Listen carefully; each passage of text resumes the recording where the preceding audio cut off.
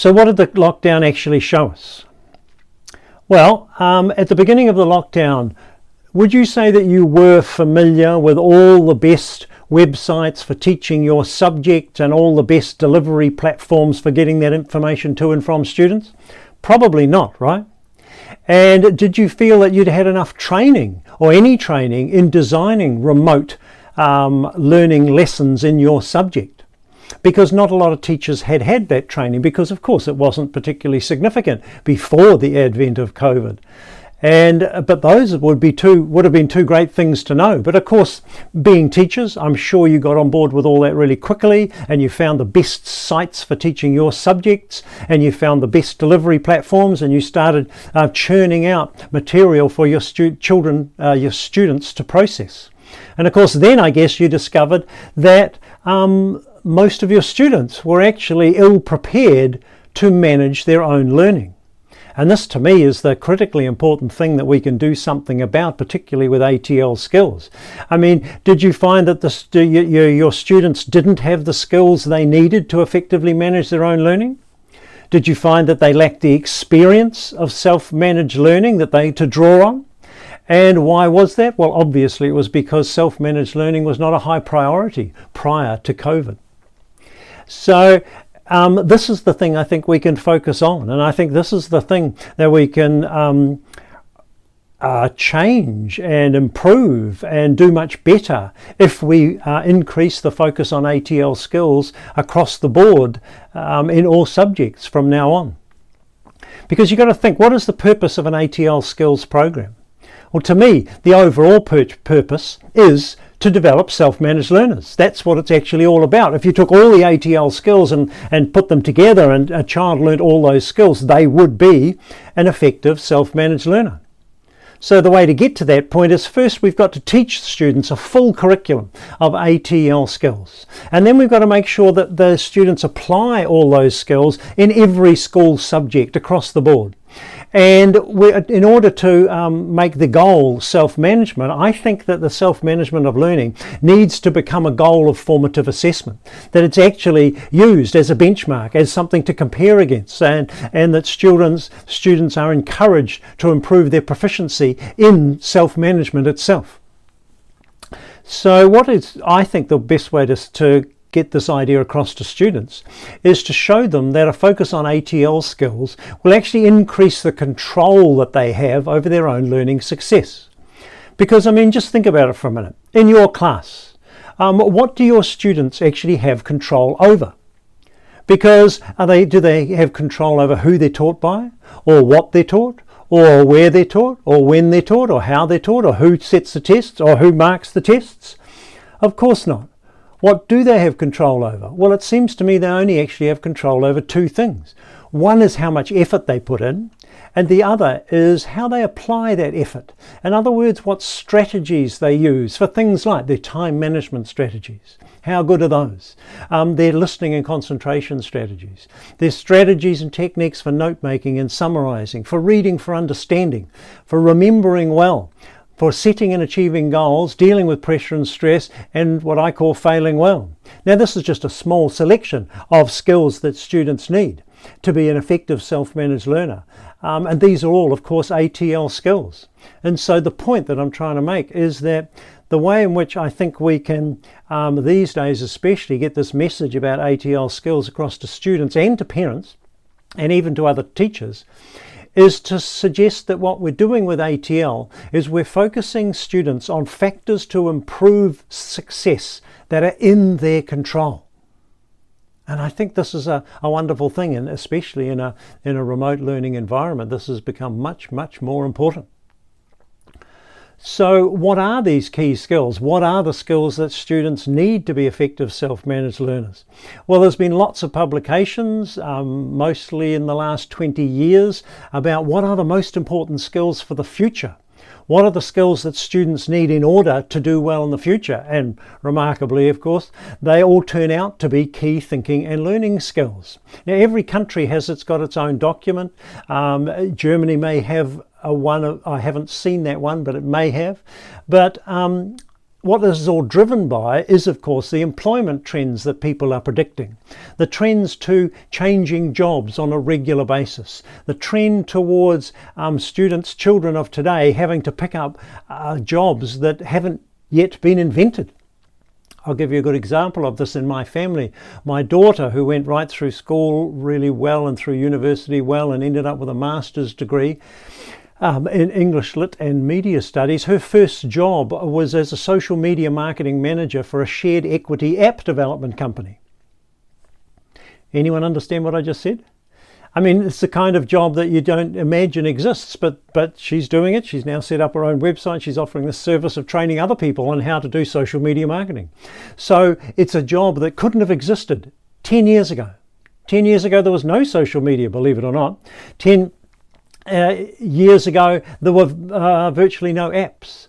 And so the important thing to realise is that jobs are being created on a daily basis, and it's quite possible that children of today will have to take on jobs that at the present moment don't exist. And on the other side of this equation, in terms of young people who are looking ahead in the future, there is also a trend towards unemployment. And 15 to 24-year-old unemployment worldwide is at record high levels right now. And the other side of this is that over 60% of people these days lack any kind of permanent employment contract.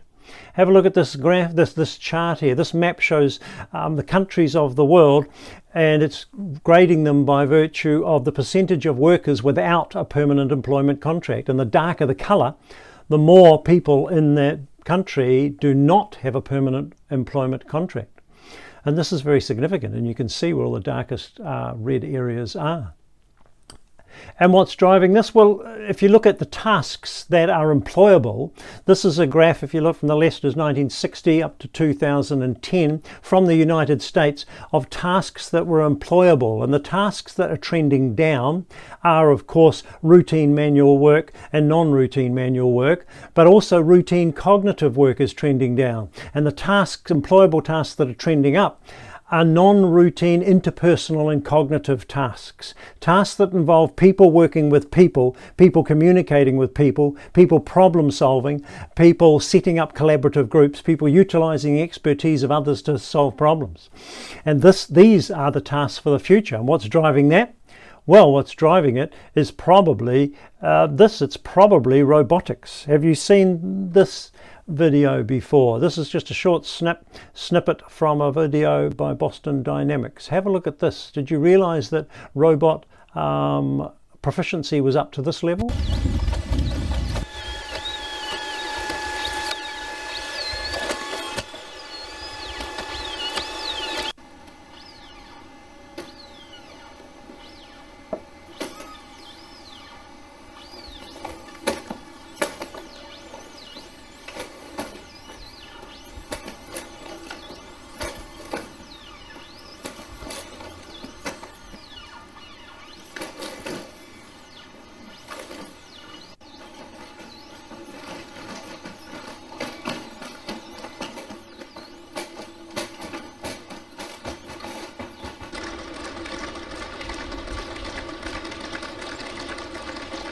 Starts to look like science fiction about then, doesn't it?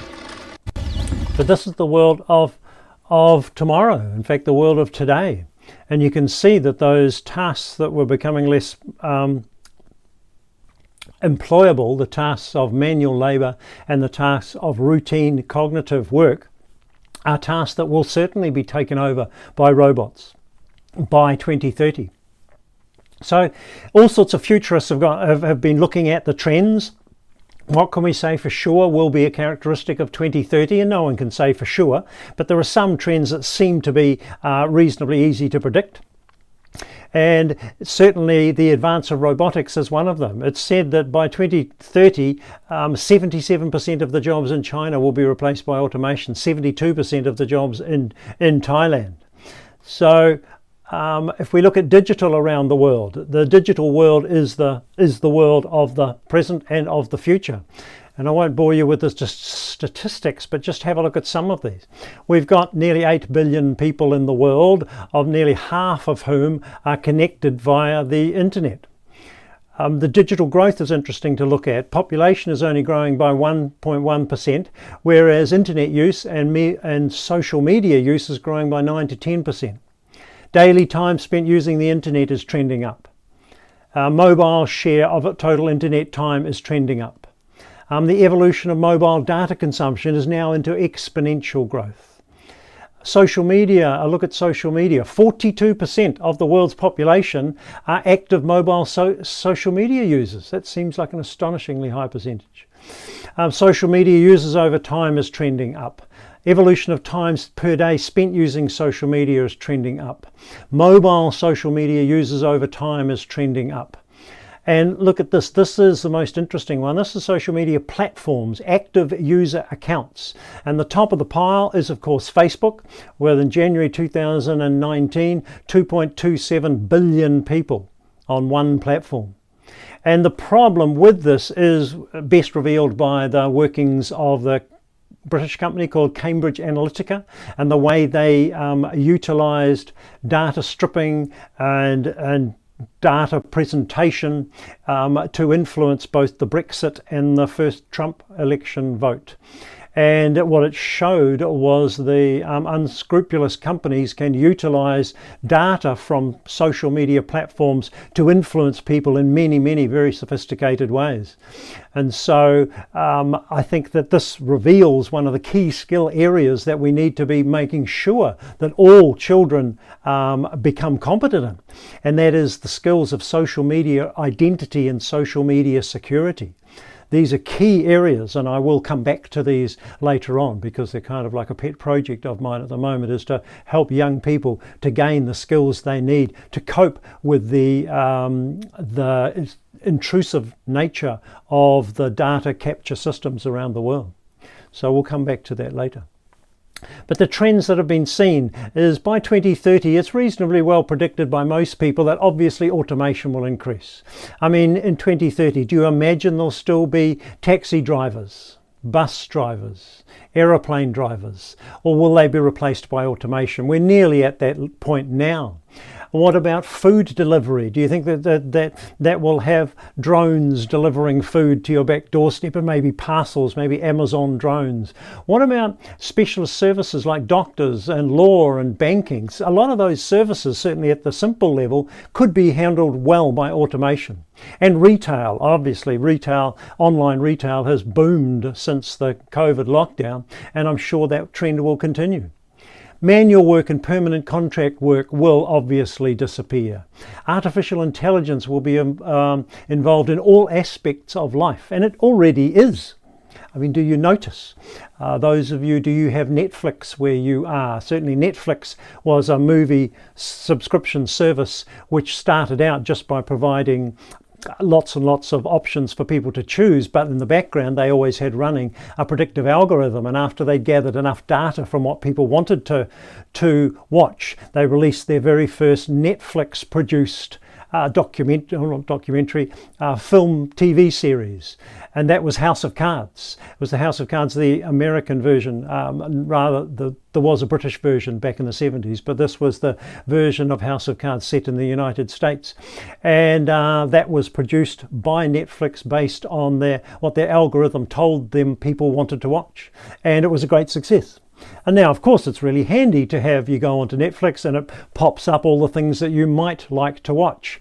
And they get more and more accurate the more time you use with it, which is fine, and it's a good service. But there's got to be a point at which that having a machine do your thinking for you becomes a detriment to your welfare and your options rather than a benefit. So we're not at that point yet, but I can see it coming in the future. Most work will be contracted, and most workers will be freelance, operating in an online collaborative team working on specific projects. And obviously selection for employability for those projects will depend on the online presence, which is social media presence. The days of turning up in person to have an interview are probably gone by 2030, to be replaced by data mining, data stripping and data presentation to prospective employers of possible employees' suitability. And that will be driven by social media. And so social media presence certainly by 2030, will become as important, if not more important, than real life identity. And that's where the skill part comes in, helping young people to craft their social media identity to actually represent them as who they truly are and what they aspire to be. And the last one is that the primacy of acquired knowledge will be superseded by the skills needed to find information, learn, adapt, create, and problem solve. And of course, a lot of this depends on the skills of processing the ATL skills, which is where we're heading with this. If you look at this is a graph of two different markets, the United States in the middle and Western Europe on the right, and the hours change in working person's life by 2030. Physical and manual skills will go down between 11 and 16%. Basic cognitive skills necessity will go down between 14 and 17%. But higher cognitive skills will go up about 8%. Social and emotional skills will go up by about 25%. And the need for technological skills, that's working with technology, will go up around 55%. And these are the significant areas that ATL obviously can work in. Andreas Schleicher has a great quote called, "The world economy no longer rewards people just for what they know. The world economy rewards people for what they can do with what they know. It's the doing that counts." And most countries have recognized this and started to build 21st century skills, 21st century competencies. They call them all sorts of different things, but they end up as more or less the same. It's usually a focus on critical thinking, on creative thinking, on communication, on collaboration, on information literacy, media literacy, all the things that we see in ATL skills. The Australian curriculum has got them in their 7 general capabilities. In Finland, they call them transversal competencies. In Ireland, they call them key skills of thinking and learning. Japan has sections on what to learn and how to learn, and also a big focus on analysis and critical thinking skills. Mexico has these skill competencies. New Zealand has a list of competencies for young learners. Wales has the competencies in their framework. Canada has an interesting framework. This is not across all of Canada, developed out of Toronto, I believe. And it's the 7 C's that they're called: creativity, critical thinking, collaboration, communication, character, culture and ethical citizenship, computer and digital technologies. It's called Shifting Minds. I think it's a nice framework, but it's not adopted by many Canadian schools as yet. I think it probably will be. USA, 47 states have adopted the Common Core State Standards, which include within them critical thinking, creative thinking, complex thinking, comprehensive thinking, etc., etc. Collaboration, communication. Argentina's got them. Kazakhstan's got them. Hong Kong has got these learning goals and learning process objectives. India has got them. Singapore, the 21st Century Competencies Framework, very specific. Vietnam has competencies built into the national framework. China has these competencies of self-management, learning to learn, growth planning. And bigger organisations like the Council of Europe has competencies for democratic culture. The European Commission, key competencies for lifelong learning. UNESCO has global citizenship education framework. World Economic Forum has 21st century skills, and this is probably the most comprehensive framework I've seen recently, which is from OECD. You're welcome to have a look at any or all of those. They're very interesting to see the way different countries have conceptualized the skills framework idea. But of course in the IB we have the ATL skills, which if you look at the learner profile, those characteristics, if they were kind of condensed into one thing, would probably be the characteristics of self-managed learners, wouldn't they? And if we took that and teased out the skills necessary to achieve those attitudes or those ways of being, then those would be the ATL skills, which have always been the 5 ATL categories of communication, social, self-management, research and thinking. Those are the 5 basic ATL skills categories that go through all IB programs. In 2010, I was asked by the director of the MYP development to actually create a bit more detail in this framework. So I produced this 10 ATL cluster framework that you see there on the slide. So it's just more detail, more broken down into discrete parts. And then what happened was, back then, I then turned that into 134 individual skill strands, teasing out communication into 10 different strands and collaboration into another 10, which was really good to enable people to actually focus in on the specific strands. But certainly since then, I've realized that in my initial formulation of the framework, that for the MYP, certainly there was a certain amount of duplication and there was a certain amount of archaic language in there. So recently I've gone back and I've tidied this up and I've produced a revised MYP ATL framework, exactly the same. I've just taken out the duplication, and now we have 75 skill strands in the MYP framework that you'll be looking at in this course, and I think that makes it much more workable. So if we look across the programs, we've got the 5 categories of ATL skills which lead to the MYP ATL skills, which lead to the DP ATL skills, and most recently we've also had them expanded out into the PYP ATL skills. What I'm going to use for this workshop is the MYP framework, because it is the most detailed and it is the most elaborated at this stage. And obviously younger levels of students can still do the work in MYP ATL, and older students in DP ATL, and achieve all the skill development that they need. So that's what we will focus on this program. And here I'm going to show you the MYP ATL skills full framework. I just need to change to this. So here is the MYP ATL skills framework. If you look at it, you'll see communication. Do I need to make that a little bit bigger? So communication skills there, leading down to collaboration skills, organisation skills, affective skills, reflection skills, information literacy, media literacy, critical thinking, creative thinking, and transfer. And so it's all in one spreadsheet. All these are what we call the strands: give and receive meaningful feedback, use intercultural understanding to interpret communication, use a variety of media to communicate with a range of audience. Very, very specific.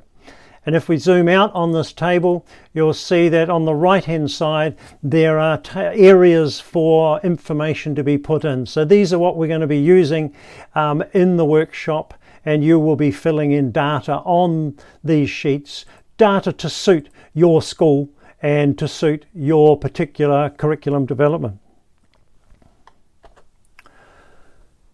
So, oops, 1 second. Okay, so in there you would have noticed the 3 different colours, the blue and the pink and the green. So what do they mean? Well, that's my way of dividing the skills up into 3 groups, 3 types of ATL skills. There is first the cognitive skills. These are the ones that are in green. These are the active information processing and retrieval strategies like note making, listening, time management, questioning, researching. The basic cognitive skills, absolutely vital for every student to harness. Then in pink we've got the affective skills, which are also called character skills, enabling students to gain some control over mood, over motivation and attitude. Things like self-motivation, perseverance, resilience, emotional management. And these, sometimes people don't think of these as skills, they think of them as attitudes, as ways of being. But I suggest that all of them do have a skills basis, and children can be encouraged or helped or led to develop more of these by taking a strategy approach. And then the last one is in blue is the metacognitive skills. These are the skills of thinking about your thinking, which seems to me to be the most essential skill really, because until you notice your thinking, you don't notice the skills that you're using and how good you are at those skills. So metacognitive skills, I think, are vitally important, and learning how to improve the process of learning in order to improve all the outcomes. That's very much a metacognitive skill. So getting back to the world view, these are the PISA rankings for 2015. And if you notice, they're only rankings in terms of science, reading and mathematics, scientific literacy they call it, reading literacy and mathematical literacy, but still they are used often as a measure of a country's success in education. So they're worth looking at because most people have become familiar with them over the last 20 years. And if you notice that right now in the most recent survey, 8 out of the 12 top countries are Asian. And I think it's actually really worth noticing because I think there's some amazing things happening in Asia. I spend a lot of time, or I used to spend a lot of time in Asia, and there are some remarkable things happening there, right at the forefront of innovative inquiry-based learning, believe it or not. But the one that everyone points to on this list and asks the question about is Finland, of course. How did Finland get to be so good? What is the thing about Finland? So just let me show you a brief video clip of Finland, and we'll see if this is one of the ones where you could write down some observations in your notes after the lesson, after the video. Here we go. We are putting a lot of emphasis on the early detection of any difficulties and problems that the students in our schools may have. And this is a very different policy to many other countries where these measures are designed in a way that they are implemented only when the problems have emerged and are too visible. But we don't think like this in Finland. I think we believe in this early intervention to make sure that those who are likely to be in trouble will be recognized early and provided help and support as quickly as possible. So that's Pasi Sahlberg, who's written a wonderful book called Finnish Lessons 2.0.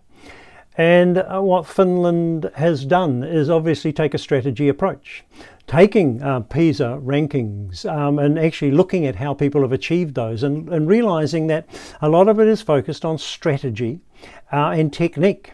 In fact, one of the conclusions of the PISA round back in 2015, I think it was that students who use appropriate strategies to understand and remember what they read perform much higher in the PISA assessment and are nearly 2 full school years ahead of students who use those strategies the least.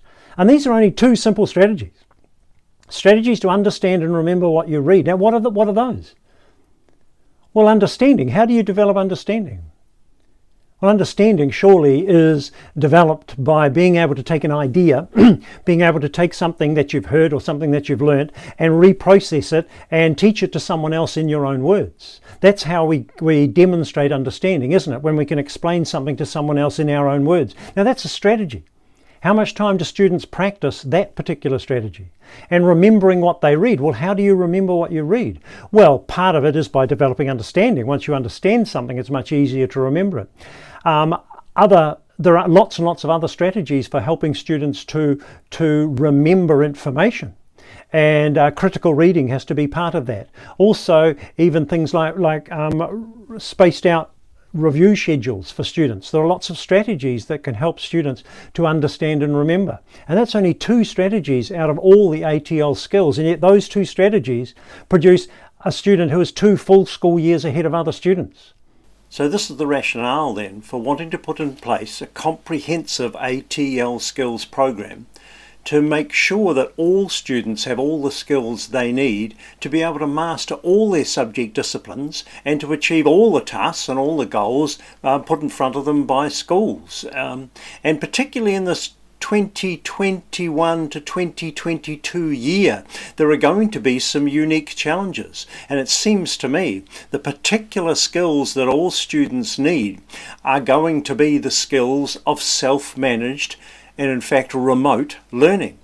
These are the skills. We don't know how long this the ramifications of the COVID pandemic are going to keep rolling out across the world. And so I think for 2021 to 2022, the key skills, the absolutely vital skills that every student needs to have in a core ATL skills program are all the skills of self-managed learning. And what are those skills? Well, it seems to me that we've got to make sure that we train students in, for example, time management. Now, time and task management is one of the keys to effective self-management, isn't it? And time and task management isn't just telling them they've got to be more organised or showing them how to prepare a schedule for the week.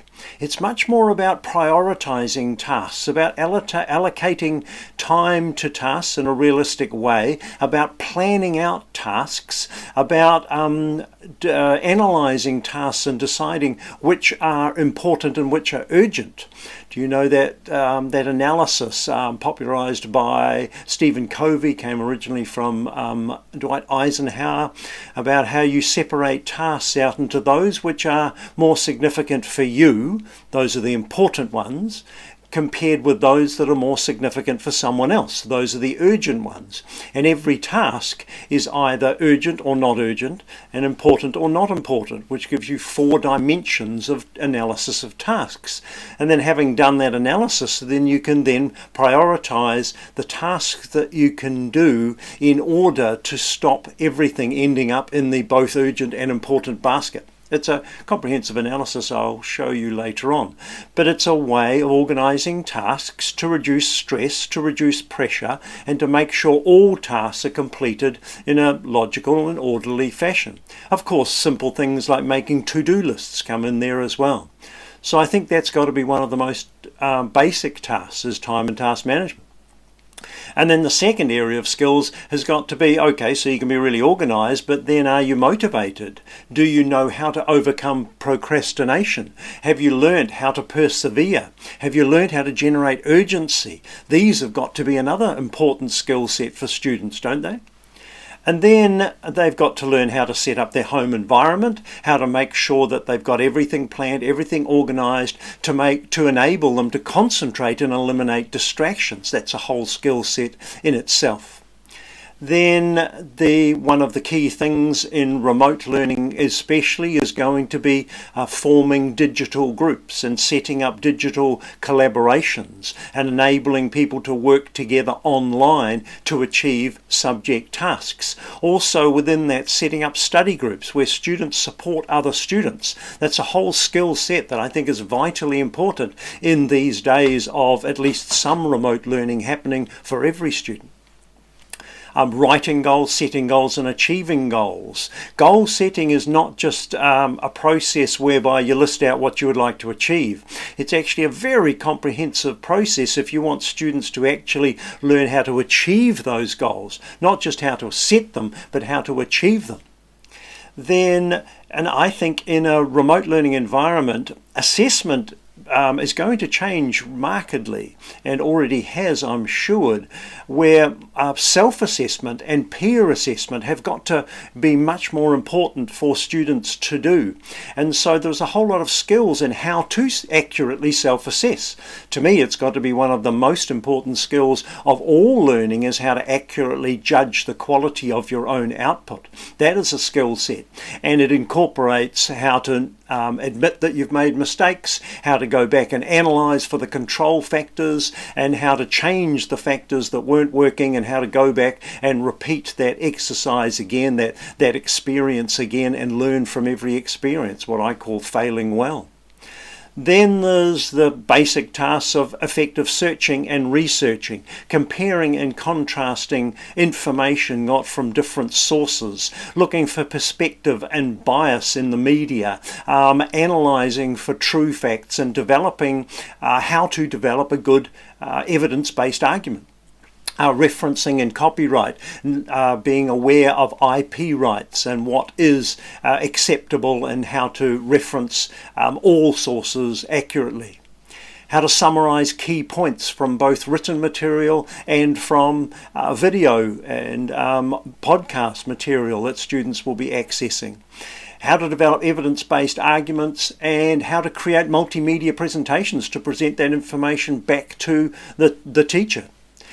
Now, these to me are a skill set that is absolutely vital for this particular period in our school history. To enable students to master their subject disciplines, these have got to be the key skills.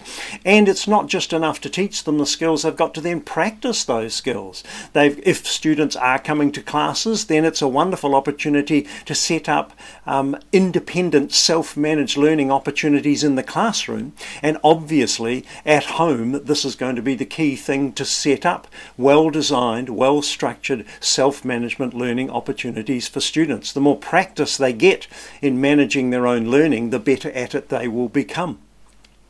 You will have noticed some colour coding there, the green, the pink and the blue. What is that, you might be asking? Well, it's just a system I use, whereas I use the green colour to code for skills that I consider to be more cognitive skills, information processing skills. I use the pink colour coding to code for affective or character development skills, and I use the blue colour coding to code for metacognitive, the thinking about thinking, the learning about learning skills. So it's the same colour scheme that I use in all my spreadsheets as well.